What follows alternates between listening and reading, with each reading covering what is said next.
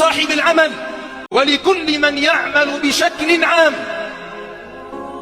إياك أن تقدم عملك أو تقدم شغلك على صلاتك لربك عز وجل.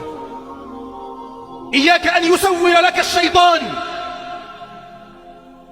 أن العمل من العبادة، فإذا حضر وقت الصلاة وأنت في عملك فلا حرج عليك إن تخلفت عن الصلاة. هذا من تشويش الشيطان لك ومن وسوسة الشيطان لك.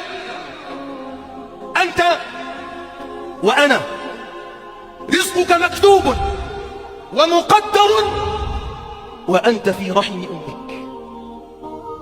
والله لو بقيت في عملك على مدار 24 ساعة ما أخذت إلا الذي كتبه وقسمه الله لك.